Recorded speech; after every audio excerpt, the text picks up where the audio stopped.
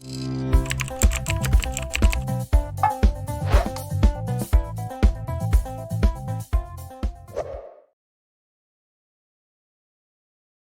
the first thing that we're going to learn how to met up is the move c4. Very common nowadays, very flexible move, but it turns out that b6 is actually a very good move to met c4. And first, of course, before looking at the main ways that white can play this position, which is by playing knight c3, knight f3, or g3, we're going to look at another ways that white can play in this position. Of course, if they play something like d4, we'll be just transposing into the normal queen's gambit or queen pawn's opening. So instead of that, we're going to see something different, and it's the move e4. Here, of course, we're going to play bishop b7. We're going to start putting pressure in the center by placing our pieces in the flank. Knight c3, he has to protect the pawn. And now we use the tempo that he used protecting the pawn e4 to take some control over the center by playing e5. Of course, if he is not playing d4, as it will be, of course, in the normal queen pawn's opening, we can use this kind of tempos to take control over the center. And here there are some interesting options that white can play. G3 wouldn't be so interesting. Actually, this one is easily met by black by playing f5 and putting pressure over the pawn e4. And as you can see, the bishop on b7 now is very strong since the rook on h1 is ping. So bishop g2 has to be played in order to protect the pawn e4. Knight f6, putting more pressure over e4. And now it's a very interesting way for white to defend the pawn e4 is by playing knight f3. Of course, he could also play something like d3 in this position, but now we can use that tempo in order to play something like bishop c5, putting pressure over f2, and now we can follow up by playing castle and taking on e4, or just by playing d6 and knight c6 and knight d5 and knight d4. So knight f3 is played. No, hombre, también esto no está en silencio. Hasta yo la cagué.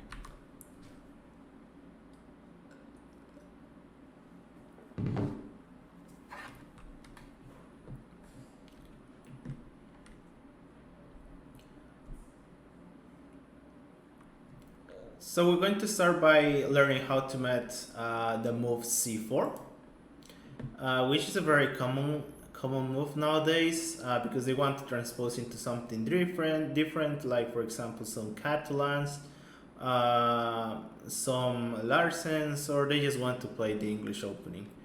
Very flexible one, but it turns out that b6 is actually a surprisingly very good opening against c4.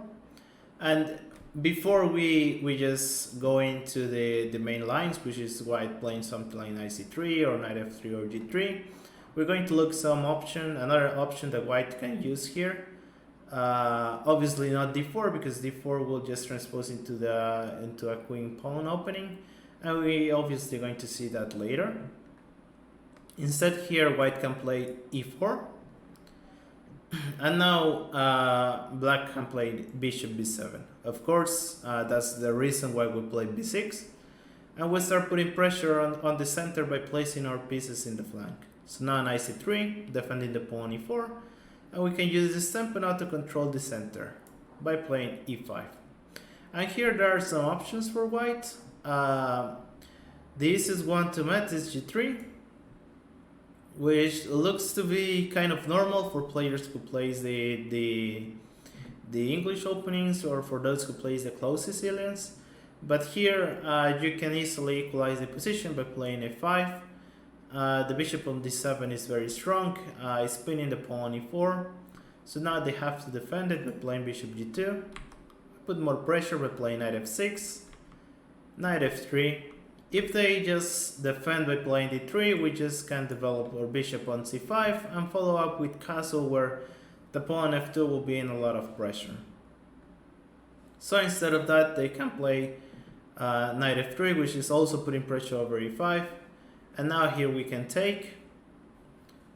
And now they can play knight g5. Bishop c5, castles, castles, and d3. They don't need to take immediately on e4, they can play d3.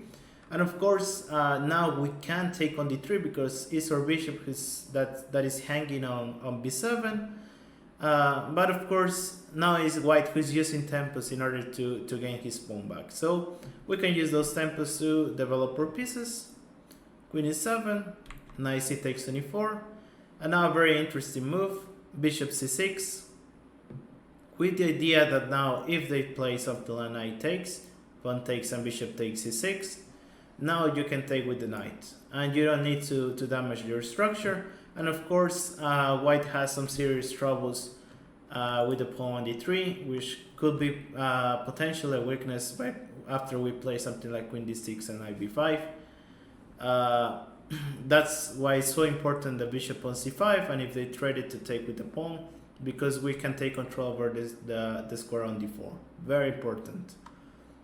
So bishop e3, but of course, as I mentioned earlier, you don't even need to worry about somebody trading you on c5.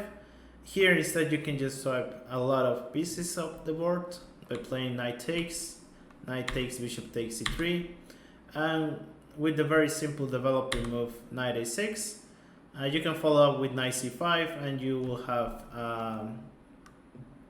an equal position, very comfortable one. Probably one that you're slightly better because they compromise their position by playing g3, and if they swipe the bishop and the knight off the board, their king will be more exposed than yours. So instead of g3, here they can also play knight f3, knight c6. Now we want to play something like bishop c5 for the bishop b4. d4 instead, pawn takes, knight takes, and now bishop b4.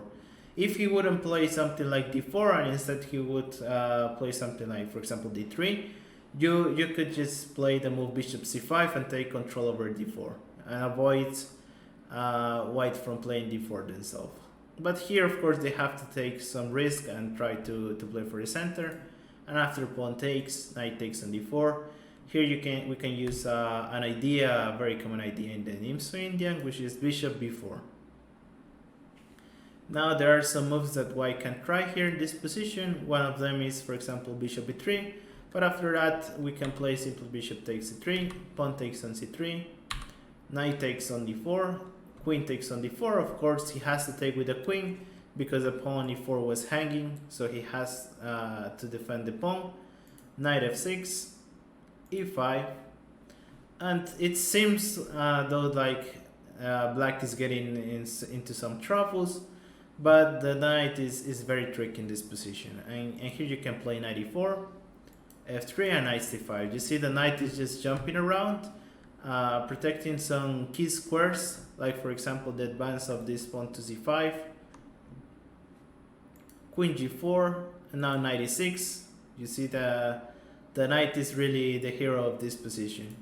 f4, h5, queen h3, and now we develop the queen e7. Of course, we want short castle, first because the pawn h5 will be hanging, but also because he already advanced too much in the king side with his pawns, and it will be very risky to take any actions there, at least with the king on the king side. So after bishop b2, we just simply long castle, and we have a slightly better position, even though white now has the pair of bishops, which most people would say it's better to have the bishop pair. But in this position, since there are a lot of weaknesses in their structure, I would prefer black. First of all, because of the two pawns on c3, on c4, and also because we can shatter their pawn change on f4 and e5 with the move g5. So instead of that, the main way that I found to play here with white is by playing knight g to e2. Here they want to play d4, But of course we're not going to allow them to play so we play knight c6. If they play d4, we will just transpose into the line that we just saw after knight takes and then bishop b4. So instead of that, they can try g3. Now approaching the fact that the bishop is blocked by the knight on c6, but we can just develop bishop c5. We now take full control over the d4 square, so now it's impossible for white to play d4. Bishop g2, and here's a very special moment that you have to remember. Normally you would develop the knight to f6 or to e7, but since the center is completely closed, you can approach this and try to make some attack in the flank by playing h5. Always remember that when the center is closed, your king is really not exposed in the center. It's really not the main factor in the position, so you can just start pushing on the sides of the board. So h4, and this can be met in two ways, because of course you don't want to allow h4 and h take g3. So you can play, for example, here h3. At least the player who's playing the English opening can play h3, but now you can play h4, g4, and you can notice now that white is gaining some space, but they're also giving up some dark squares. So you can approach that by playing knight g7, castle, and now knight g6. So you see now f4 and d4 is protected. Of course they can play f4 because there is a pin.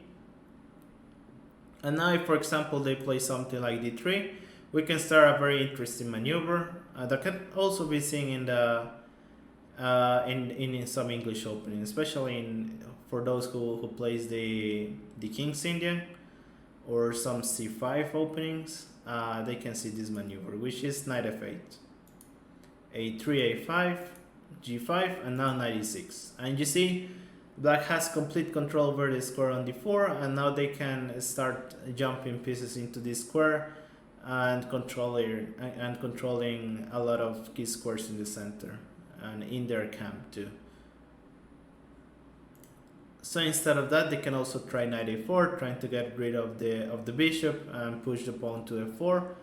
But we just can play d6, d3, knight f8. Always remember this maneuver. The knight on e6 is very strong. You can approach also the outpost on f4. So knight takes c5, and now d takes c5. Very important to also to remember to take with the d pawn, not with the b pawn, because now you can see there is some weakness on the pawn on d3. So if f4, you don't have to panic in this position. You don't have to take the pawn f4. Instead, here you can play a very normal move. Well, not so normal, but a solid move, f6. And now white is starting to get into some troubles, because now the pawn on d3 is very weak, and they're really not getting anywhere in the king side. So if they play bishop e3, we can just simply develop by playing queen d7, and we can later on move on with long castle, knight e6, and then knight b5. What you can see, the pawn on d3 is pretty much a weakness, and white has always to keep an eye on it. Also, we can blockade the king side very easily by playing something like g5 and then playing knight f4. As you can see, both knights are very powerful, even more in this type of positions where the center is completely closed. So instead of h3 in this position, white can stop any type of threat of h4 by playing h4 themselves. But here now we can play knight f6. And if, for example, something like knight d5, we can castle kingside, castles, and play f5, knight takes f6, queen takes f6, d3, and now queen d6. Something that I found out very interesting of this opening, or by playing b6, is that you have to get into a very flexible mindset. Because normally, of course, you will play something like d6, and then maybe play something like, for example, queen g6 and f5, and try to liberate some tension in the center. But you don't need to play d6 immediately, and instead you can approach the flexibility that this position gives you in order to move your piece around and try to mess up white's position. And of course here now it's very difficult for white to defend the pawn d3. They will have to do something very ugly, or just play something like queen d2 and rook c1 and rook d1, or for example play bishop b3 and knight c1, which is very ugly. Of course, if they do something else, like for example knight c3, it will be met just by some moves like knight b4, and the pawn e3 will be in a lot of trouble. So instead of knight d5, in this position they can also play short castle. But now we can also see the strength of the bishop on c5 by playing knight g4, a3. Also here in this position, white can try something like knight d5, but after castles, d3, d6, knight c3, knight ec3, knight e7, knight takes, queen e2. Here we can play now c6. Very interesting, trying to limitate the possibilities of the knight on c3. King h1, queen d7, bishop g5. It's very hard for white to place their pieces. f6, bishop d2, and now we can play king h7 with pretty much an equal position, but one where black is very flexible and still have a lot of options, like for example trying to break through in the queen side by playing b5. So after knight g4, a3 is, I found out to be the best option for white, but here we can play a5, and after something like d3 we can play d6, rook b1, still trying to push some way. They want to push the pawn to b4, but now after castle, bishop d2, queen d7, knight d5. Now we can avoid the b4 move by playing a4. And here we pretty much have an equal position. I even continue further the line, looking at something like bishop b3, but now after knight e7, d4, pawn takes, bishop takes, knight takes d5, pawn takes d5. Here, very important, the pawn break on f5 is possible. After bishop takes, now we have to take with the b pawn. This is one of those positions where we don't want to take with the d pawn, because they will be able to play now pawn takes and have a very strong pawn on d4 on d5. Instead we want to play b takes c4 and open up that b line for rooks if we want to put pressure on b2 in the future. And now after knight f4, pawn takes, bishop takes. Here is a very interesting opportunity to sack or pit or the exchange and play rook takes f4. And after g takes, queen d8, there are a lot of counterplay for black here, especially over the king, because now we're threatening to take on h4, and also we can bring out a rook to f8, put the bishop on a6. As you can see, there is a lot of activity for black in this position. So that will be it for we could say the side way to play the English openings against b6. In the next chapter we will look at how you will face the main lines of the English opening.